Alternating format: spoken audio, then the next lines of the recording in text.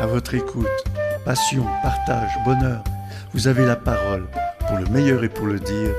Merci la vie. Merci la vie, bien sûr, merci la vie. Merci la vie, oui. Merci la vie. Merci la vie.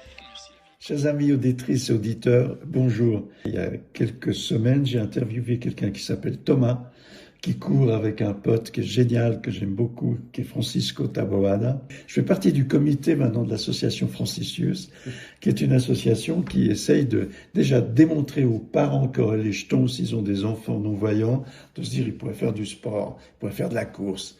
Et en fait, là, ce que je suis en train de me rendre compte, c'est que c'est tout à fait possible. Et là, figurez-vous que j'ai vu il y a quelques jours Francisco courir à Nice. Et puis à côté de lui, il y avait quelqu'un qui avait une sacrée banane en plus, en faisant le guide pour ce même ami qui est toujours Francisco. Alors j'ai en face de moi Jasper McDowell. Jasper McDowell, c'est pas un nom d'origine de Plan-les-Ouates ou du Grand Lancy, hein. Ça vient d'où ce nom-là? Alors ça vient de l'Irlande. Du coup, mon père est irlandais, Oui. ma mère est anglaise et nigérienne, et moi je suis né en Angleterre. J'ai grandi là-bas et à l'âge de 7 ans, je suis arrivé en Suisse, à Genève. Et maintenant, ça fait plus de 20 ans que j'habite en Suisse. Et maintenant, j'ai la nationalité suisse et britannique aussi. Et tu es également enseignant. Je crois que je le sais, moi, de ce que tu enseignes. Et ça, j'aurais jamais pu enseigner. Dis-moi, tu fais quoi? Alors, je donne des cours d'athlétisme aux jeunes à l'Institut international de Nancy.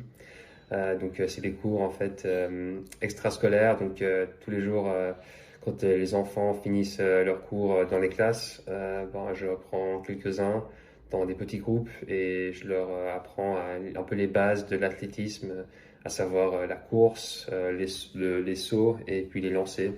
Donc je leur apprends vraiment les techniques de base tout en restant assez ludique, en faisant des jeux pour que ça leur plaise, mais comme ça ils ont des fondations pour après faire d'autres sports, ou bien après s'ils veulent se spécialiser dans l'athlétisme ou une des disciplines de l'athlétisme, ils peuvent très bien le faire.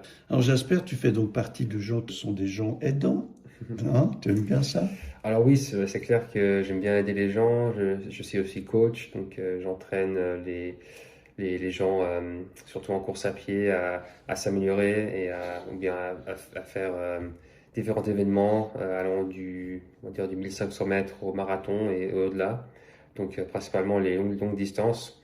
Et puis je crée des plans personnalisés pour ces personnes-là, pour qu'ils puissent être adaptés à leur vie de tous les jours et qu'ils puissent s'entraîner au mieux et progresser pour atteindre leur objectif. On trouve des liens pour s'il y a des gens qui nous écoutent, qui sont intéressés de dire tiens, il a dit coach, moi j'ai envie de perdre un peu de bedaine, ou alors j'aimerais que, parce que mon fils ou ma fille est vraiment motivé pour aller un petit peu plus loin que ce qu'on lui démontre de possible, sont des gens qui pourraient être contactés. Oui, bien sûr, oui, ils peuvent déjà aller sur mon compte Instagram, c'est Running with Jasper, et j'ai aussi un site, c'est runningwithjasper.com. Alors, on va mettre, chers auditrices et auditeurs, bien évidemment sur le podcast ces liens. Et puis, on va rentrer un petit peu plus loin dans le sujet. Donc, hein. Francisco Taboada, tu l'as connu comment, lui? Bon, c'est intéressant parce que en fait, la première fois que je l'ai rencontré, c'était avec Thomas. Et c'était aux 20 km de Genève. Je crois que c'était 2022 ou 2023. Je ne me rappelle plus de l'année exacte. Mais en fait, je connaissais Francisco des réseaux. Je le suivais sur Strava, sur Instagram. Et puis Thomas, en fait, c'est un bon ami. On s'est connus, moi, au tout début, quand j'ai commencé à courir, il y a plus de 10 ans maintenant. On habitait pas loin l'un de l'autre. Et c'est justement sur Strava parce que, en fait, c'est un réseau social où tu peux créer des segments. Et à chaque fois que quelqu'un court sur ce même segment, tu peux voir tous les gens qui courent et la vitesse. Et en fait, il y a un classement des coureurs les plus rapides. Et Thomas et moi, en fait, il y avait beaucoup de segments autour de chez nous qu'on essayait de prendre la couronne. Et en fait, il y avait un peu cette bataille sur Strava. Et puis, pour finir, on s'est rencontrés une fois, et on a commencé à courir ensemble et faire quelques séances ensemble. Et donc, ça, c'est la première fois que j'ai connu Thomas. Et c'est intéressant parce qu'après, au fil des années, Thomas, il a commencé à guider Francisco. Et moi, je ne savais pas. Et du coup, après ces 20 km de Bas d'Exer, j'ai vu que Thomas avait fini la course avec Francisco. Et du coup, je suis allé parler à Thomas et puis il m'a introduit à Francisco. Et puis à l'époque, Francisco, il était coaché par quelqu'un d'autre. Mais je crois qu'ils avaient arrêté de travailler ensemble. Du coup, il cherchait un nouveau coach. Et puis, du coup, Thomas m'a introduit en disant que moi, j'étais coach. Et c'est comme ça qu'après, j'ai commencé à coacher Francisco. Et puis, on est parti de là. Et puis, voilà, c'était comme ça. Puis, moi après, j'ai appris à le guider parce que c'était pas quelque chose que j'avais fait auparavant. Mais Francisco m'a beaucoup aidé avec ça au début. Et en fait, je trouve que c'est très facile au final. C'est moins compliqué que j'imaginais. Excuse-moi, je t'interromps. Vas-y. Quand tu as commencé, ton premier sentiment dans les premiers mètres, quand tu as commencé pour la première fois à guider Oui. Francisco, c'est comment à ce moment-là dans ta tête? Alors, ouais, j'avais un peu peur au début ouais, faire des choses un peu de la mauvaise manière ou de pas le guider correctement. Mais en fait, c'est plus lui qui me guidait au début que moi. C'est marrant. Parce qu'en fait, d'abord, on a commencé de chez lui. Et lui, il connaît super bien les routes autour de chez lui. Donc, c'est lui qui me disait, on va sortir on va aller sur la route principale, on va prendre à gauche, à droite. Là, il y aura un dodan, là, il y aura un virage. En fait, lui, il connaissait tout très bien autour de chez lui. Ouais, au début, c'est un peu lui qui me guidait. Il me disait juste, toi, quand tu vois qu'il y a un obstacle ou qu'il y a quelque chose, tu me dis hop. Et moi, je sais qu'il faut que je lève le pied si je dois monter un trottoir, si je dois passer un dodan ou quoi. En fait, d'abord, c'est lui qui me disait tout ça. Et puis moi, j'apprenais au fur et à mesure. Et après, je pense 2 ou 3 fois des séances qu'on a courues ensemble, en fait, je me sentais beaucoup plus à l'aise. Et au final, tu apprends et on s'adapte un peu les deux. Lui, il adapte légèrement sa foulée, moi aussi, parce que en fait, quand on court à côté, on est relié par une petite ficelle qu'on tient dans la main. Et du coup, il faut qu'on soit synchronisé avec les bras et les jambes. Donc, il faut qu'on ait la même cadence de pas, le même rythme. Et au final, on s'adapte un peu les deux. Et ouais, je pense qu'après 2, 3 séances, je me sentais à l'aise. Et après, ça dépend de mon cours, etc. Mais vu que lui, il connaît très bien les routes autour de chez lui, ça a très bien fonctionné au début. J'ai une anecdote. J'ai rencontré une fois Cisco. Il me dit, écoute, on va se rencontrer dans la cour de la mairie et puis on ira boire quelque chose ensemble, faut qu'on discute. Et là, je me suis rendu compte, comme bon, je le retrouve à la mairie, on se salue, il me dit, viens, je vais te montrer où c'est qu'on va. Et en fait, c'est vrai que là, je me suis fait guider jusqu'au bistrot où il avait envie d'aller. Je me dis, quand même, je crois que c'est la première fois de ma vie que je me fais guider par un non-voyant. C'est là aussi que j'ai remarqué que Francisco, c'est quelqu'un qui a une écoute incroyable. Et je crois que naturellement, quand on est non-voyant, on écoute plus, on écoute mieux. D'ailleurs, je me suis surpris une fois à lui dire, lors, je crois, de ma première interview, qu'avec lui, j'avais le sentiment qu'il me voyait derrière mes yeux. C'est-à-dire qu'il allait plus loin dans quelque chose de vibratoire assez profond. Et puis qu'on prenait comme ça un tempo aussi dans notre vie, qui n'a rien à voir avec le tempo que tu pratiques avec lui quand tu cours. Mais j'avais quand même le sentiment qu'il y avait un lien magnifique qui se crée à mes dépens, parce que je ne m'y attendais pas. Donc, toi, quand tu as commencé à courir avec lui, c'est un peu ça aussi. Vous avez trouvé un tempo ensemble. Et puis, c'est lui qui t'a guidé quelque part pour que ça se passe bien. Et c'est devenu quelque chose de naturel chez toi. Ah oui, là, maintenant c'est super naturel. Maintenant, quand on va courir ensemble, c'est vraiment quelque chose qui se fait très facilement. Moi, j'ai pas besoin de beaucoup réfléchir. Et même quand on court à des endroits nouveaux, par exemple, quand on était à Nice il y a quelques jours, moi je découvrais la ville, lui aussi, parce que c'était pas un endroit où au moins là on courait, qui connaissait très bien. Et du coup, on apprenait un peu ensemble à découvrir la ville. Et ouais, non, c'est quelque chose qui se fait assez facilement. Donc il a développé une sorte de GPS interne de Père Cisco. C'est incroyable. Ouais, c'est vraiment impressionnant. Ce qui doit être aussi important, maintenant j'extrapole un petit peu, et je reviens sur cette histoire de guide qu'on aborde au sein de l'association Francisius, à savoir qu'on aimerait bien que les parents soient attentifs au fait que c'est pas forcément un handicap pour leurs enfants, avec plus de danger que s'ils y voyaient clair, histoire de se dire, il y a des guides qui sont d'accord de nous aider à faire en sorte que notre enfant, déjà pour être mieux socialisé, mieux écouté, mieux respecté par les autres, eh bien, il aille courir aussi avec un guide. Donc, toi, tu fais partie de ces gens qui seraient d'accord d'être aidants aussi pour ces enfants? Bien sûr, oui.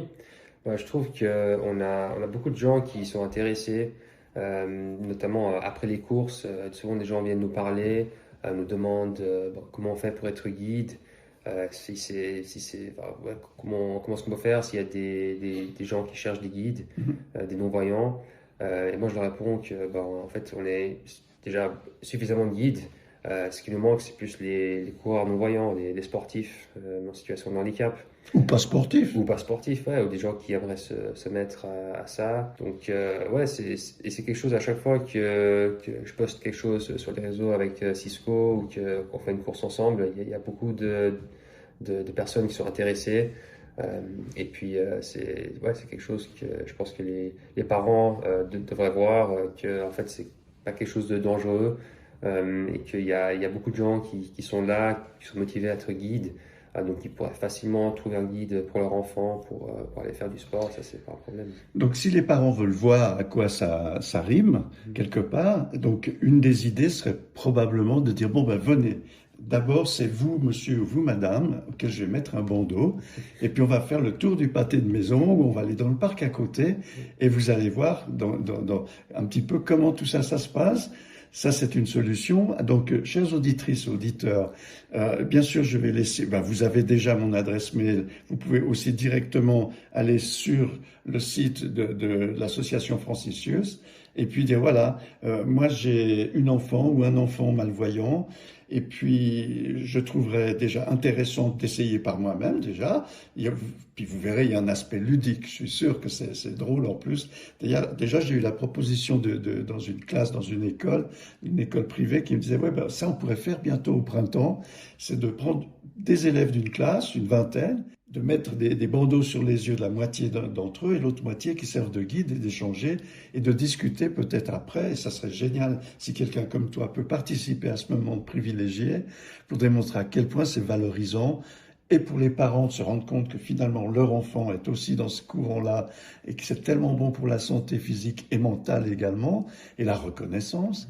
Donc toi, tu serais d'accord de participer à ce genre d'action? Bon, bien sûr, ça me ferait énormément plaisir de participer à ça et de montrer que, en fait, oui, tout enfant, toute personne peut participer dans le sport.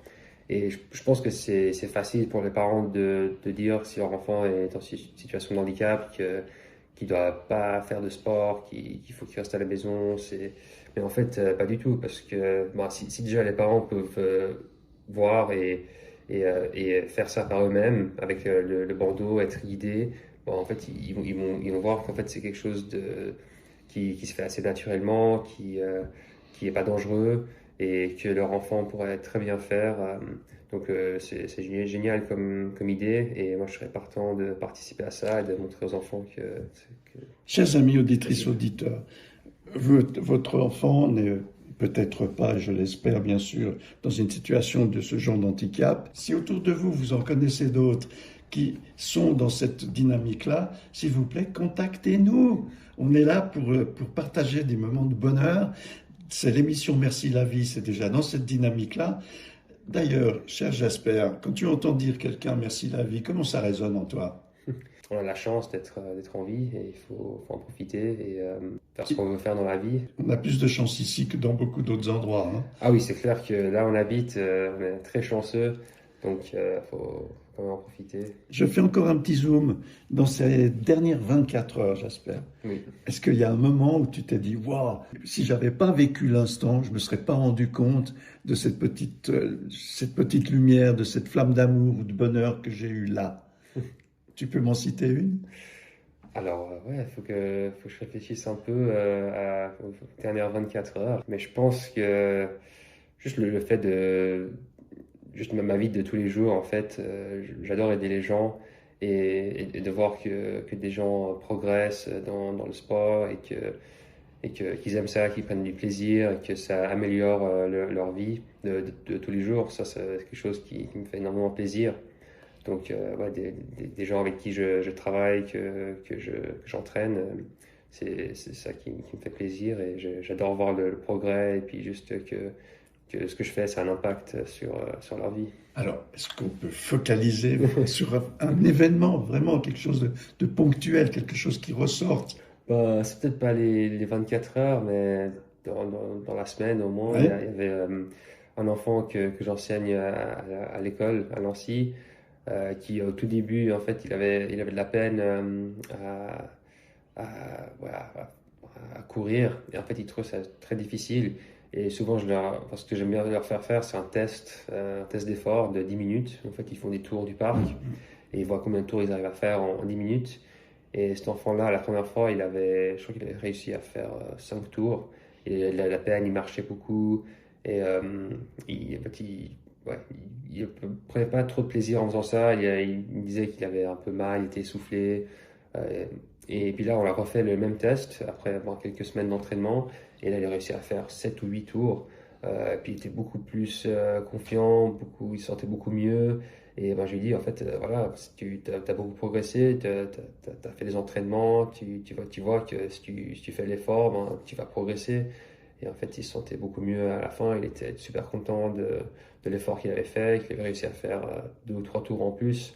Et ouais, ça me fait super plaisir. Et ben, pour lui aussi, je pense.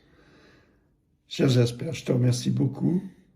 Je pense que les auditrices et auditeurs sont heureux aussi de partager ce moment avec nous. Je te souhaite le meilleur du monde. Et puis, j'espère que le message va passer là où il doit passer, parce qu'il faut qu'il passe.